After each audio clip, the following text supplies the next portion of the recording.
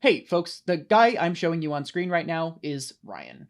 Ryan's a racist, like mathematically, and given how flagrant this objective fact is, by extension, anyone who positively platforms Ryan or associates with him in a friendly manner is at best neutral on the subject of racism. I wonder if there's a word for people like that. Let's examine this issue a bit further and see if we can find a few answers, starting by exploring what on earth I mean by Ryan is mathematically racist. Well, first, let's briefly look at what Ryan considers racist. If at any point, given the evidence in this video, you feel like saying, hey, that doesn't necessarily mean Ryan's racist, I'd like you to come back to this section and remind yourself what Ryan's standards for anti-white bigotry are. This is star Amandla Stenberg. When people watch The Hate You Give, what do you want them to walk away with? Because I know everyone has a slightly different feeling. Well, I mean, white people crying actually was the goal.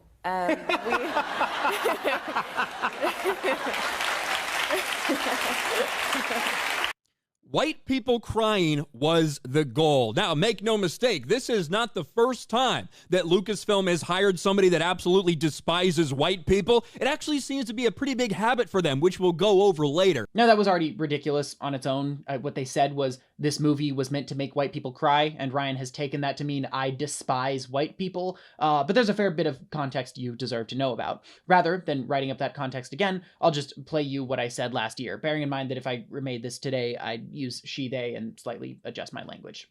Live and learn. Acolyte lead actress Amandla Stenberg says she wants the show to make white people cry? Wait, this tweet has a community note. This is from several years ago in reference to a film about police brutality. Interesting. Well, that feels like a pretty gosh darn dishonest thing to leave out, but I mean, hey, she still hates white people, so actually, let's play what she said. The Hate You Give, what do you want them to walk away with? Because I know everyone has a slightly different feeling. Well, I mean, white people crying actually was the goal. Interesting, everyone's laughing. That should be our first clue. We wanted to make sure that, those who, have been affected by the way in which the media misconstrues these events actually have a real sense of empathy. She wanted her film, that's presumably sad, to make white people cry out of empathy.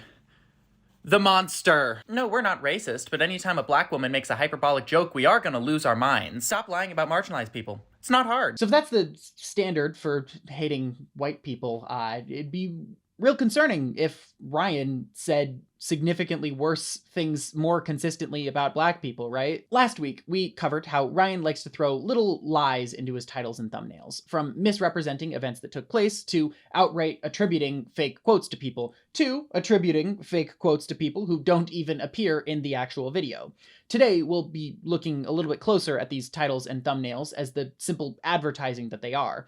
The goal of these bits of data are, of course, to convince viewers to click on the video they represent, and one way of doing that is to instill emotion or a sense of import into the viewer. For example, when Ryan posts the video, "Disney Star Wars is an embarrassing disaster," with a thumbnail that says, "This is sad," he's drawing on the audience's nostalgia for the prequels and original trilogy, as well as their anger at the current iteration of Star Wars for not meeting their expectations to grab their views. I'm sure the fact that the only people shown in the thumbnail are women is completely unrelated, of course. So what then do we make of a video titled, "Amazon wants to make James Bond black," with a thumbnail that says, "This will be shit"?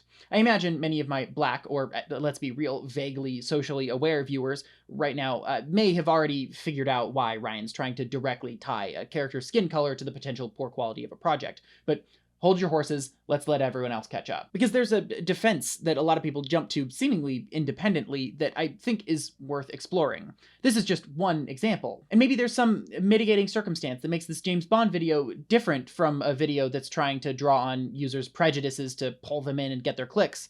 I mean, there isn't, but maybe there is. The only way to settle this argument then is to take a step back and look at Ryan's body of work as a whole and see if any patterns emerge. So that's what I did. What I'm about to read to you is a list of what should be every adjective used in the title or thumbnail of a Ryan Kinel video in the past 3 months. Note that this list, of course, won't include article adjectives or adjectives that are a part of a name. For example, if a video discusses naughty dog, naughty is not going to appear on this list. And I don't think that I made any mistakes here, but feel free to point them out. There could be like 1 or 2 differences.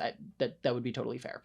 With that out of the way, though, here we go. Trans/transgender, female, real, bad, next, woke, black, massive, insane, insulting, failing, wild, desperate, cringe, sad, reported, better, multiple, gay, big, intergalactic, last, huge, new, pissed, dead, shocking, white, queer, racist, first, pathetic, scripted, good, historic, worst, embarrassing, incapable, disturbing, screaming, unlikable, awful, weak, hilarious, overseas, great, male, disgusting, and newest. Sorting these into more usable categories, we can find that of these 49 adjectives, at least 28 are primarily used as negative terms. Words like desperate, cringe, woke, and embarrassing.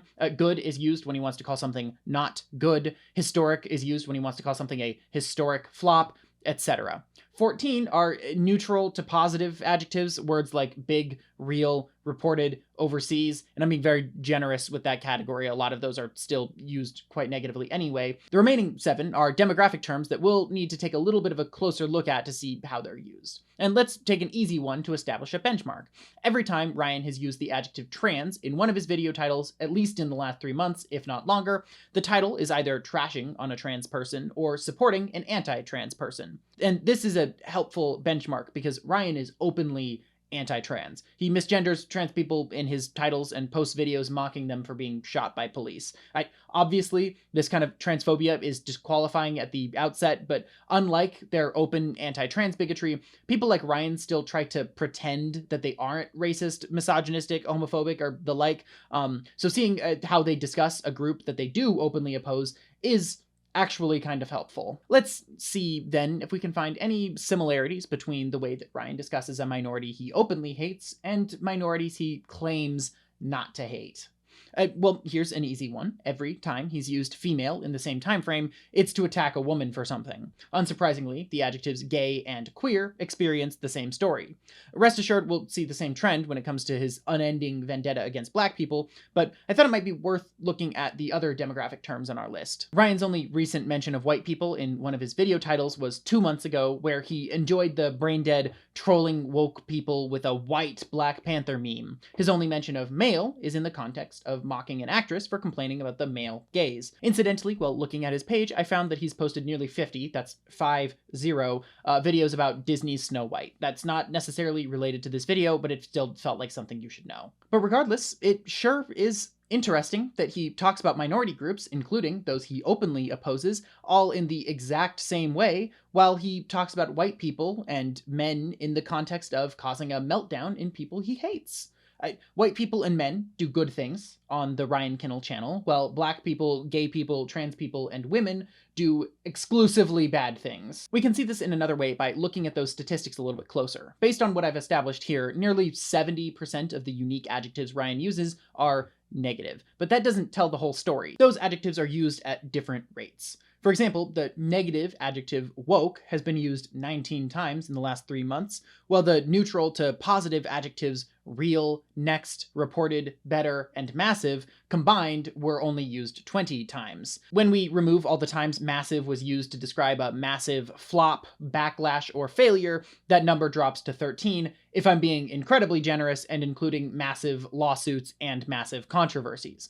The point I'm making is that there is always a negative term used to generate clicks on Ryan's videos. While taking a step back and looking at Ryan's channel, you can see that virtually every video has a villain or an enemy. Woke actresses, James Gunn, Kevin Feige, woke Marvel fans, Disney, Kathleen Kennedy, etc. are all common villains that help us to establish that it is nearly mathematically guaranteed that a Ryan video advertises itself with someone the viewer is meant to hate. Returning to the James Bond video for a moment, I ask you to consider who that villain is. I feel comfortable saying it's not James Bond, which really only leaves us with one other option. The villain is black people. The same is true of Warner Bros. Cancels Black Superman for being too woke, and J.K. Rowling still silent on Black Snape. And this is what I mean when I say that Ryan is mathematically racist. His videos are statistically nearly guaranteed to be advertised with an enemy in them, and frequently that enemy is literally just a minority. It's not even Papa Essiedu that he has a problem with, it's just Black Snape. or Black Bond, or Black Superman. In the past 3 months, he's made 6 videos on how angry he is about Snape being black, including taglines such as "Still stuck with Black Snape disaster," "Black privilege," and "Black Snape gets destroyed." This bleeds over into non-TERF media with videos like "New Spartacus series slammed for cringe black female gladiator. What the fuck are they thinking?" But I'd like to take a second to talk about Doctor Who, and the way it demonstrates the second thing I mean when I say that Ryan is mathematically racist. Ever since Ncuti Gatwa became the Doctor, Ryan has posted 16 videos about Doctor Who. Every single one has been negative, and every single one refers to Gatwa's Doctor as Black Gay Doctor Who. All of them. Make no mistake, Ryan hates the modern era of Doctor Who because the Doctor is black and because the Doctor is gay. That is it. Often we understandably get bogged down in individual examples of these guys' prejudices. The bigoted thumbnails are not hard to find in isolation, but I think it's also important to look at the bigger picture and realize it's so much worse than the occasional racist tagline. Ryan is a very frequent guest on Friday Night Tights, and it's not uncommon to see him on podcasts like EFAP or Critical Drinkers Open Bar, and while many of the people involved in these projects make the exact same racist content themselves, a certain few of them, who needn't be named, like to pretend they have no role in legitimizing bigoted propaganda online. But they do. Thank you for watching. Like, subscribe, go watch Black Gay Doctor Who.